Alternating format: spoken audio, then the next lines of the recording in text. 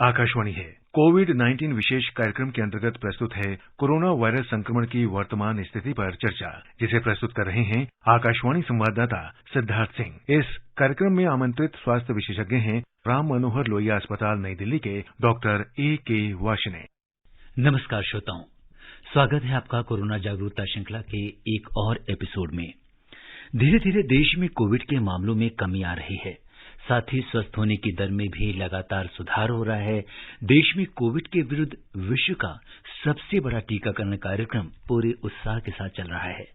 आज प्रधानमंत्री नरेंद्र मोदी ने भी आकाशवाणी से मन की बात कार्यक्रम में कहा कि भारत ने 21 जून को अभूतपूर्व उपलब्धि हासिल की, जब एक ही दिन में 86 लाख से अधिक लोगों को कोविड टीके लगाकर रिकॉर्ड बनाया गया। प्रधानमंत्री जी ने कहा कि प्रत्येक नागरिक तक वैक्सीन पहुंचाने के प्रयास जारी रहने चाहिए। श्रोताओं, कोविड से संबंधित किसी भी जानकारी के लिए आप राष्ट्रीय हेल्पलाइन नंबर 1075 और 011-239-78-046 पर संपर्क कर सकते हैं। श्रोताओं, कोरोना जागरूकता श्रृंखला की आज के इस एडिशन के साथ मैं हूं सिद्धार्थ सिंह, और कोरोना की वर्तमान स्थिति पर चर्चा करने और आपके सवालों का जवाब देने के लिए आज के इस विशेष फोन कार्यक्रम में हमारे साथ हैं अटल बिहारी वाजपेयी आयुर्विज्ञान संस्थान और डॉक्टर राम मनोहर लोहिया अस्पताल नई दिल्ली के मेडिसिन विभाग में consultant professor doctor A.K. Varshney. Doctor Varshney, नमस्कार, कार्यक्रम में आपका स्वागत है। नमस्कार, धन्यवाद। श्रोताओं, आप कोरोना से संबंधित सवाल हमारे आज के एक्सपर्ट से टोल फ्री नंबर 1800-115767 और 011-233-14444 पर पूछ सकते हैं। आप हमारे ट्विटर हैंडल @AIR न्यूज पर #AskAIR पर अपने सवाल पोस्ट भी कर सकते हैं। डॉक्टर वार्ष्णेय, इस समय जिस बात की सबसे ज्यादा चर्चा हो रही है वो है कोरोना वायरस का नया वेरिएंट डेल्टा प्लस। कहा जा रहा है कि कोविड की तीसरी लहर में डेल्टा प्लस की अहम भूमिका हो सकती है। हमारे देश में डेल्टा प्लस के 50 से भी ज्यादा मामले आ चुके हैं। आपसे जानना चाहेंगे कि ये किस तरह का वेरिएंट है और इसके क्या खतरे हो सकते हैं। देखिए, आप बिल्कुल ठीक कह रहे हैं कि ये देखिए वायरस जो है हमेशा अपना जेनेटिक स्ट्रक्चर, जो उसके ऊपर की स्पाइक प्रोटीन है, वो बदलता रहता है और इसी में जो है नए नए वेरिएंट बनते रहते हैं। पहले डेल्टा आया था, अब ये डेल्टा प्लस है, जिसमें एक और वेरिएंट बदल गया है। मतलब इसको हम आप ये कह सकते हैं कि ट्रिपल चेंजेज आ गए और ये माना जा रहा है कि ये ज्यादा इंफेक्शस भी हो सकता है और इस पे जो मोनोक्लोनल एंटीबॉडी हैं वो प्रभावी नहीं हो सकती, या ये हमारे वैक्सीन को भी जो है वो डॉज दे सकता है। एक तरीके से जिनको वैक्सीन लगी है उनमें भी इन्फेक्शन कर सकता है, तो ये एक चिंता का विषय है। लेकिन अभी जैसा आपने कहा कि जब 50-60 केस ही आए हैं, हालांकि ये शुरू हुआ था महाराष्ट्र से जी, और कुछ केस केरल और MP से आए, लेकिन अभी एक लेटेस्ट केस जो है वो हरियाणा से भी रिपोर्ट हुआ है और 2 लोगों की डेल्टा प्लस वाले वायरस से डेथ हो गई है। तो अभी इस पे डेफिनेटली एक बहुत ज्यादा सरकार भी कॉशस है और जो विश्व स्वास्थ्य संगठन है उन्होंने भी इसको जो डेल्टा वायरस ऑफ कंसर्न बोलते हैं जिसको हम, जिससे चिंता हो सकती है, वेरिएशन ऑफ कंसर्न, तो वो उसको रखा है। तो नेचुरली इसमें यही चीज है कि जहां से भी केस आ रहे हैं उसको फिर हम और ज्यादा उसके जो कॉन्टेक्ट हैं उनको ट्रेस करें और उनको लोकलाइज करें, कंटेन करें, जिससे कि ये वायरस जो है और जगह ना फैल सके। लेकिन एक चीज मैं फिर से अपने श्रोताओं को बताना चाहूंगा कि देखिए वायरस के वेरिएंट आते रहेंगे, लेकिन बचाव का तरीका वही 2 तरीके हैं। एक तो ये होता है कि जिन लोगों को वैक्सीन उपलब्ध है और जो उसके लिए एलिजिबल हैं वो तुरंत अपना वैक्सीनेशन कराएं, और दूसरे वैक्सीनेशन चाहे आपने कराया हुआ है या नहीं कराया हो, जो हम बार बार कहते हैं कोविड एप्रोप्रिएट बिहेवियर। आप जब भी घर के बाहर निकलते हैं, किसी भी कार्य के लिए निकलते हैं, और चूंकि आप देखिए सब चीज खुल गई है, मार्केट खुल गए हैं, ऑफिस भी खुल गए हैं और ट्रांसपोर्ट भी हमारे खुल रहे हैं, तो डेफिनेटली लोग आप बाहर निकलेंगे तो बाहर जरूरी है कि एक अच्छा मास्क लगाएं। आप N95 अफोर्ड कर सकते हैं वो लगाएं, नहीं तो डबल मास्क लगा के जाएं, और जितनी पॉसिबल है जो सामाजिक दूरी को बना कर रखें। कहने का मतलब है कि भी अननेसेसरी हम एक दूसरे से ना मिलें, अननेसेसरी पार्टियों में ना जाएं, जब तक कि अभी ये हमें वायरस का ट्रेंड पता लगे। और जहां पे भी देखिए आपको लगता है कि आपने किसी गंदी चीजों को छू लिया है तो फिर अपने हाथों को सैनिटाइज करें, या तो आप कोई घर बाहर जाते हैं तो एल्कोहल बेस्ड सैनिटाइजर रख लें 60-70% वाला, घर में आते ही अपने हाथों को अच्छी तरीके से 20 से 40 सेकंड तक साबुन और पानी से धोएं। क्योंकि बचाव का देखिए वायरस, फिर मैं कहता हूँ वेरिएंट कोई भी हो, वायरस जो जाएगा वो आपके नाक और मुंह से जाएगा, और कोई तरीका नहीं है वायरस जाने। तो या फिर आपने गंदे हाथ अपनी आंखों पे लगा लिए तो उसकी जो म्यूकस मेम्ब्रेन है, कंजक्टिवा है, उससे भी जा सकता है। तो यही 3 जगह से जाएगा। तो कोई सा भी वेरिएंट आए, ये साइंटिफिक भाषा है, उससे चिंता सरकारों को रहती है या रहती है, पर पब्लिक, जनरल पब्लिक के लिए मैं बार बार वही कहना चाहूंगा कि बचाव के 2 ही तरीके हैं।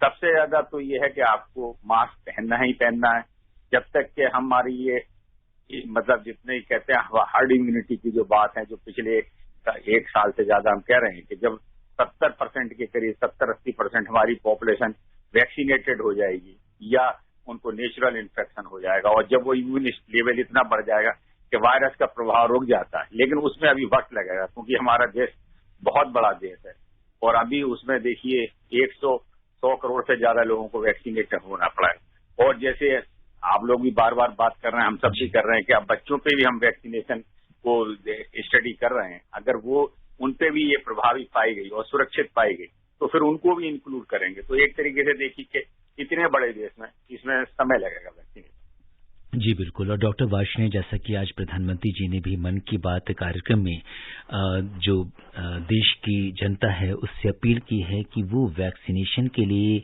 आगे आए, साथ ही उन्होंने ये भी कहा है कि जो एक हिचकिचाहट है वैक्सीन को लेकर, जो भ्रम की स्थिति लोगों के अंदर है, उससे दूर करने की जरूरत है। शायद इसीलिए इस कार्यक्रम के माध्यम से, आपके माध्यम से, हम जो भी लोग वैक्सीन हेजिटेंसी के शिकार हैं उनसे आप मैं बिल्कुल देखिए हर एक को फिर से जो है मतलब बताना चाहूंगा, इन्फॉर्म भी करना चाहूंगा, उनको सुझाव भी देना चाहूंगा, उनसे रिक्वेस्ट भी करना चाहूंगा कि वो बिल्कुल देखिए जो भी हमारे सोशल मीडिया के प्लेटफॉर्म है उनमें बहुत सी खबरें चलती रहती, वो उन पे ना जाएं। जो भी हमारे देखिए ऑफिशियल प्लेटफॉर्म है, चाहे हमारी विश्व स्वास्थ्य संगठन की संस्था है, चाहे हमारी मिनिस्ट्री ऑफ हेल्थ की संस्था है या गवर्नमेंट की संस्था है, या फिर हम लोग हर प्लेटफॉर्म से रेडियो, टेलीविजन, अखबार के माध्यम से लगातार ये खबर कर रहे हैं कि जो भी अभी 2 वैक्सीन हमारे यहाँ उपलब्ध हैं, तीसरी भी आने वाली है जो रशिया की वैक्सीन है स्पुतनिक, ये वैक्सीन बिल्कुल सुरक्षित है सबसे पहली बात तो, और दूसरे लगभग 70 से 80% प्रभावी हैं। तो जितनी भी है वो हमें लेना चाहिए। और सबसे बड़ी बात मैं फिर कहूंगा कि भाई देखिए जो डॉक्टर्स हैं हम लोग, जो हम दूसरों को कह रहे हैं, हमारे सारे जो मेडिकल फ्रेटर्निटी है उन्होंने खुद टीके लगवाए हैं, अपने हेल्थ केयर वर्कर ने टीके लगवाए हैं, और बड़े बड़े सेलिब्रिटीज टीके लगवा रहे हैं। तो इसका मतलब है कि वो चीज सुरक्षित है, डरने की बात नहीं। और जितनी अभी पीछे स्टडी भी हुई कि जिन लोगों ने देखिए जो टीका लगवाया, जिन्होंने वैक्सीन के दोनों टीके लगाए, उनमें 90% से लोगों में इन्फेक्शन नहीं हुआ, जिनमें 10% में इन्फेक्शन भी हुआ उनमें बहुत ही माइल्ड इन्फेक्शन हुआ, उसमें किसी को आईसीयू में जाने की जरूरत नहीं पड़ी, कोई भी डेथ नहीं हुई। तो इससे बड़ा कोई संदेश नहीं दिया जा सकता कि अगर आपको इन्फेक्शन से बचना है और कम से कम गंभीर इन्फेक्शन से बचना है तो वैक्सीनेशन अत्यंत जरूरी है। और बिल्कुल मन में किसी तरीके की भ्रांति न पालें, तुरंत ही हर एक को जहां पे भी वैक्सीन, जो भी वैक्सीन उपलब्ध है, वो अगर उसका नंबर आता है तो तुरंत लगवाएं। डॉक्टर वार्ष्णेय, हमारे एक श्रोता ने ईमेल के जरिए जानना चाहा है कि ये जो नया वेरिएंट है डेल्टा प्लस, क्या ये इसकी मल्टीप्लाई करने की संभावना या इन्फेक्शन, संक्रमण फैलाने की संभावना बहुत ज्यादा होती है आम इसके पुराने वेरिएंट्स के मुकाबले?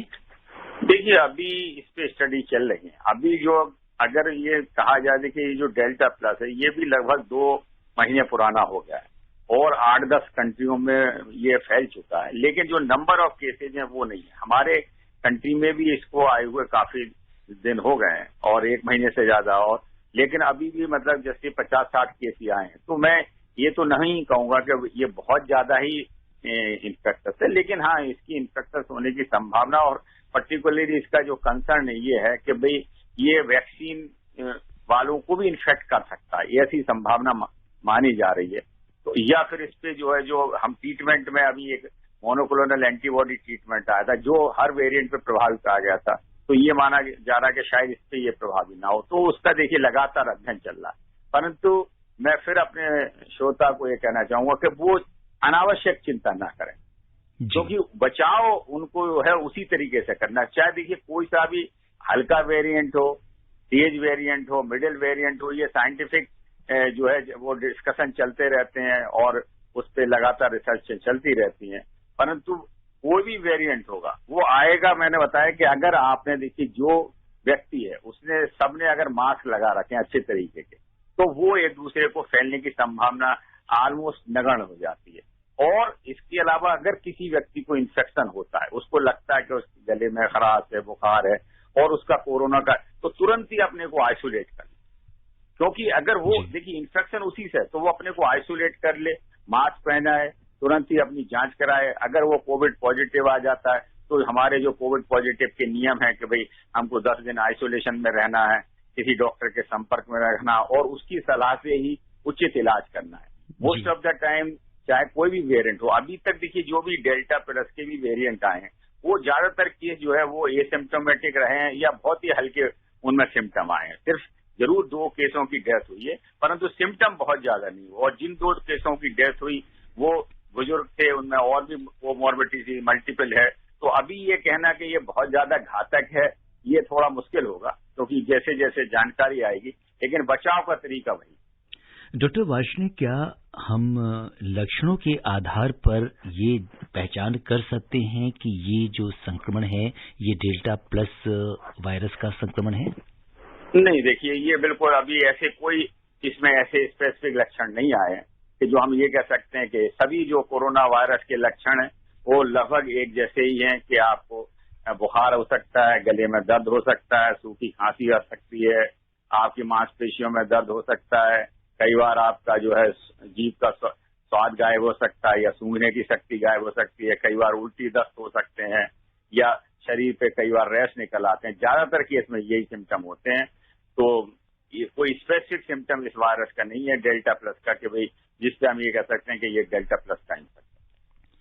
और इस बीच बहुत सारे कॉलर्स हैं जो आपसे सवाल करना चाहते हैं, और जो श्रोता हमसे अभी भी जुड़े हैं उन्हें बता दें कि कोरोना जागरूकता श्रृंखला के आज के इस विशेष कार्यक्रम में हिस्सा ले रहे हैं डॉक्टर राम मनोहर लोहिया अस्पताल नई दिल्ली के मेडिसिन विभाग में consultant professor doctor A.K. Varshney.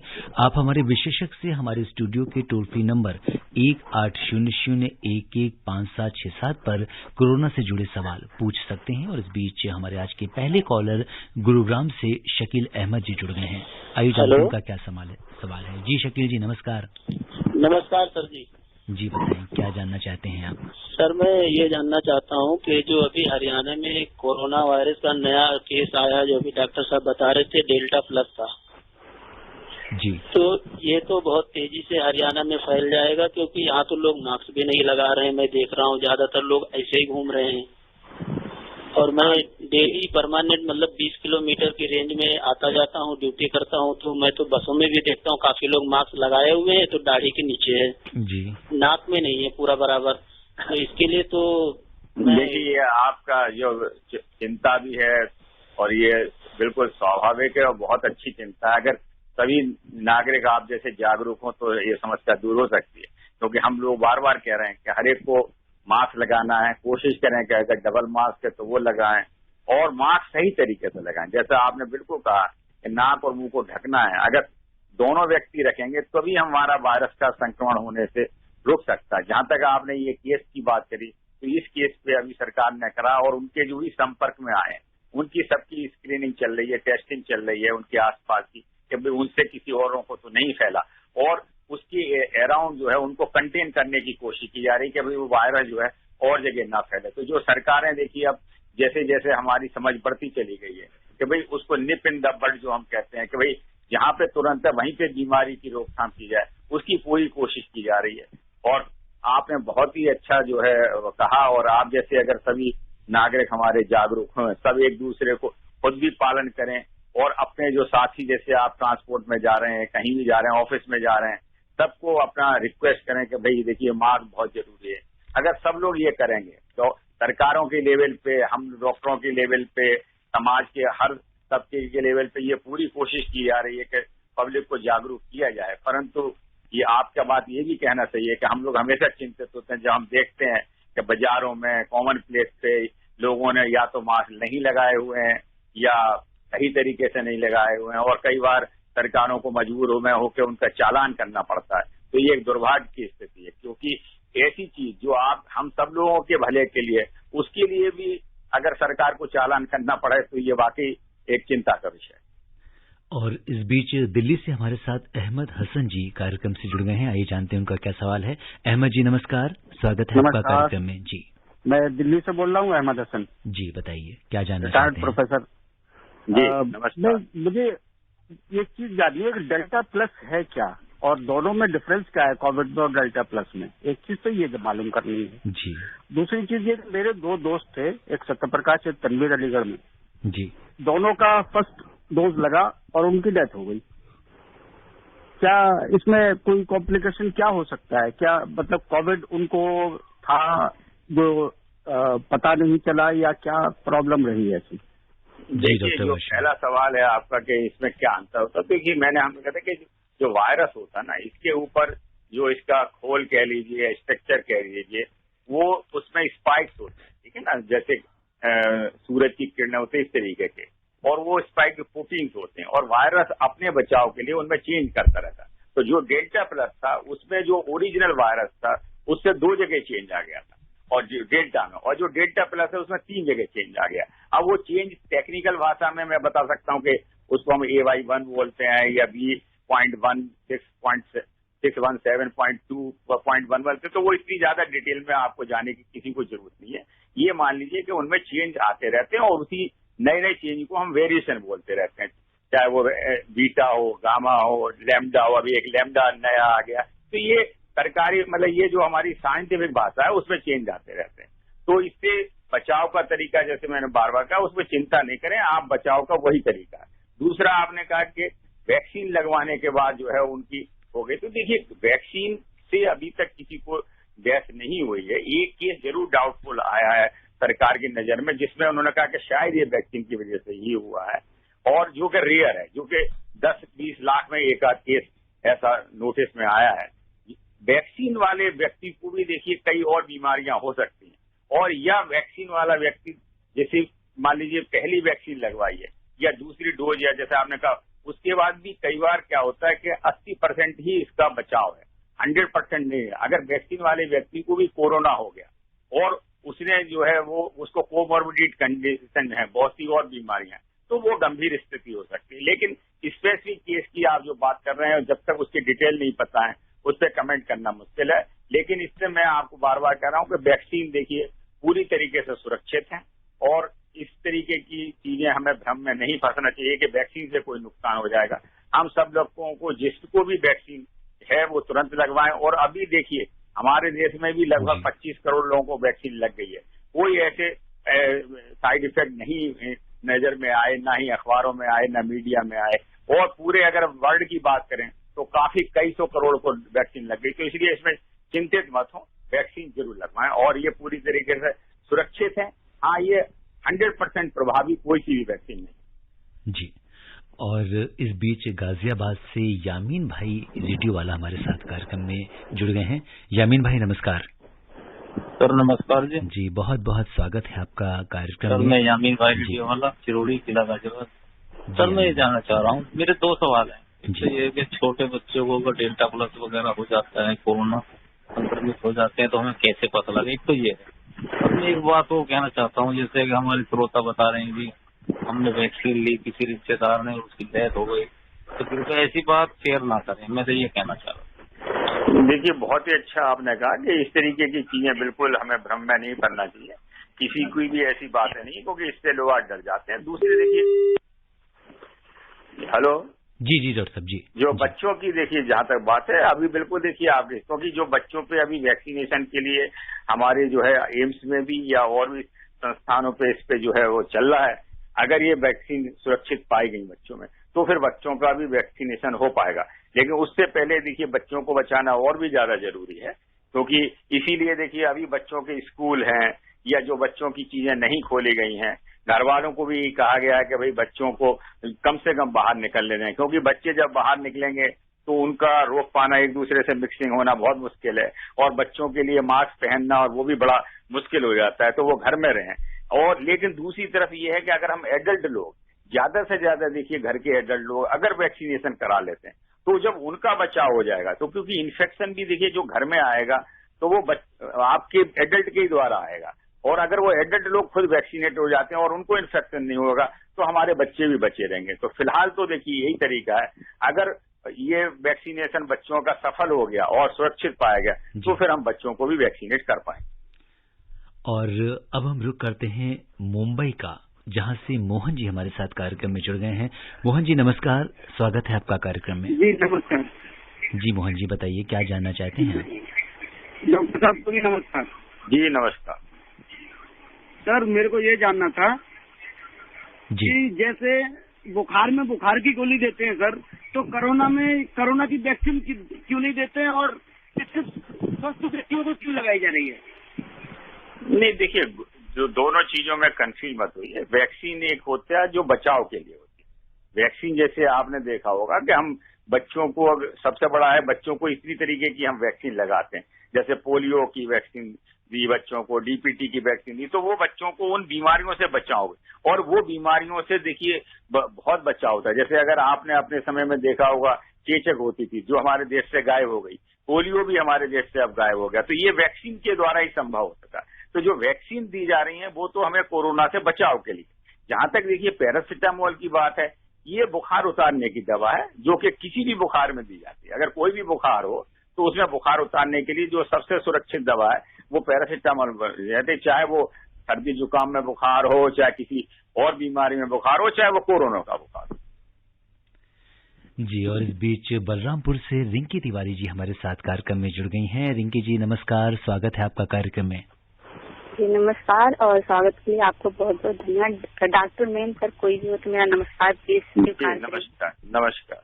जी रिंकी जी बताइए, क्या जानना चाहती हैं आप? और रिंकी जी, इस कार्यक्रम के माध्यम से जो भी आपको सूचना मिलती है मुझे जानकर बहुत प्रसन्नता है कि आप उसको अपने हर एक जानने वाले और आसपास के लोगों को बताती हैं ताकि ज्यादा से ज्यादा लोगों को जागरूक किया जा सके। जी रिंकी जी। जी सिद्धार्थ जी, आप ये बिल्कुल सही कह रहे हैं। जैसे आपकी दायित्व है कि हर एक श्रोताओं का जो दुविधा है, शंका है, जो भी कुछ है, आप इतने बड़े एक्सपर्ट को बुलाते, इतना मेहनत करते हैं, तो हम लोगों जो श्रोता लोग हैं, श्रोतागण हैं, उनकी भी तो दायित्व है कि ये जो आपको प्रोग्राम है, जो ये सजेशन आप इन्फॉर्मेशन देते हो दूसरों तक हम भी पहुंचाएं, हमारा भी तो कुछ कर्तव्य है, तो निर्वहन करना चाहिए नहीं। आप इस जो भी जानकारी मिलती है उसको आप यूं ही पहुंचाती रहिए। और बताइए आज आपका क्या सवाल है? जी बिल्कुल जानेंगे, लेकिन उससे पहले मैं आपका 2 मिनट समय जरूर लूंगी, क्योंकि आप मेरा कॉल मत डिसकनेक्ट कीजिएगा, क्योंकि मैं आपका प्रोग्राम सुन नहीं पा रही हूँ। तो सर जैसे कि आज मैं वैक्सीन लगवाने गई थी कोरोना का, तो सर मुझे लग गया वो वैक्सीन, मतलब कैंप गांव में लग रहा है। तो सर जैसे मुझे दवा दिया गया वहाँ पे कि मतलब खा लेना, तो मैम ने जो एनएम मैम ने मुझे दवा दिया वो 2 दिया, और उन्होंने बोला कि आप खाने के बाद शाम को फिर खाइएगा, सुबह खाइएगा। तो सर मुझे अभी कोई बुखार उखार का ऐसा कुछ आया नहीं है, तो क्या मैं उस दवा को ले सकती हूँ या नहीं, या फिर बुखार आएगा तब लूंगी? हाँ देखिए, बहुत अच्छा सवाल है। अगर देखिए आपको कोई भी तकलीफ नहीं है तो कोई दवा लेने की जरूरत नहीं। एहतियात के तौर पे क्या है, ये देखा गया है कि ज्यादातर लोगों में जो वैक्सीन लगाते हैं, तो जो लोकल जहाँ पे वैक्सीन का इंजेक्शन लगाता है वहाँ पे 24 घंटे या 48 घंटे तक कई बार हल्का दर्द बना रहता है, या कुछ लोगों में थोड़ा सा हल्का सा बुखार या मांसपेशियों में थोड़ी सी दर्द थकावट जाती है। तो एहतियात के तौर पे डॉक्टर लोग जो है वो 1-2 गोली पैरासिटामोल दे देते हैं, परंतु ये आवश्यक नहीं है कि उन्हें लेना। अगर आपको कोई भी तकलीफ नहीं है तो दवा लेने की कोई जरूरत नहीं है। हाँ, अपना हाइड्रेशन खूब रखिए, खूब पानी पीजिए और अच्छा भोजन करिए। जी डॉक्टर वार्ष्णेय, आपने हाइड्रेशन की जो बात कही है, ये कोविड से बचाव के लिए और पोस्ट कोविड भी कितना जरूरी होता है? देखिए बहुत जरूरी है। देखिए कोई भी चीज हमारे शरीर की जो एक नॉर्मल प्रणाली है उसके लिए कम से कम हमको जैसे एक अच्छा हाइड्रेशन हम मानते हैं कि यूरिन से, क्योंकि जो हमारे किडनी के फंक्शन, देखिए हमारे शरीर में विषैले तत्व पैदा होते रहते हैं जो हमारा मेटाबॉलिज्म होता है, और वो किडनी हमारी जो है वो जब ही फंक्शन ढंग से करती है जब कम से कम 1.5 लीटर यूरिन बने, और 1.5 लीटर यूरिन पर डे बनने के लिए कम से कम 2 से लेके, क्योंकि अगर देखिए 2 लीटर तो मिनिमम पानी है, क्योंकि आधा लीटर हमारा एसेंशियल लॉस हो जाता है, या अगर हम गर्मी में बैठे हैं, पसीने आ रहे हैं, तो उससे और ज्यादा लॉस होता है। तो इसलिए हाइड्रेशन हम ये कहते हैं कि 2 से 2.5 लीटर तक एक जो है लिक्विड जरूर शरीर में जाना चाहिए, जिससे कि हमारी किडनी ढंग से काम कर सकें। हाँ, अगर बुखार वगैरह है आपको, तो उस समय और भी ज्यादा लिक्विड की जरूरत है, क्योंकि काफी पसीना हमारा बह सकता है और आपको डिहाइड्रेशन हो सकता है। या किसी को देखिए उल्टी दस्त लग गए तो उसमें भी डिहाइड्रेशन हो सकता है, तो वहां भी बहुत ज्यादा हाइड्रेशन की जरूरत है। परंतु नॉर्मल व्यक्ति को 2 से लेकर 2.5 लीटर तक सब तरीके के लिक्विड, जिसमें कि दूध, सूप, जूस, तो नारियल पानी, कुछ भी हो सकता है जो इसकी पसंद का है पानी, वो सब मिला के इतना रखना चाहिए। और अब हम रुक करते हैं मध्य प्रदेश का, जहां से सिपरी से यशवंत जैन जी हमारे साथ कार्यक्रम में जुड़ गए हैं। यशवंत जी नमस्कार।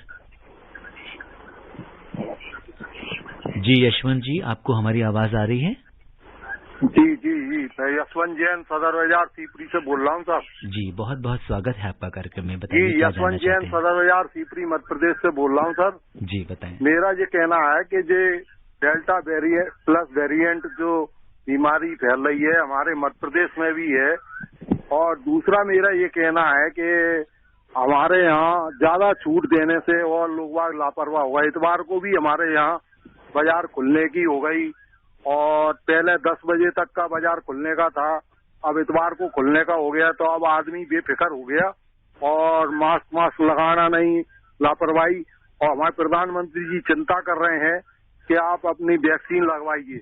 तो हम चाहेंगे कि अन्ना हजारे जैसे लोगों ने जैसे आंदोलन किया था, इस प्रकार के लोग पूरे देश में इस वैक्सीन के लिए जी हमारे को प्रेरित करें, तो निश्चित रूप से हमें सफलता मिलेगी। क्योंकि कई जगह हमारे वैक्सीन लगाने में लोगों में बड़ी उदासीनता देखने को।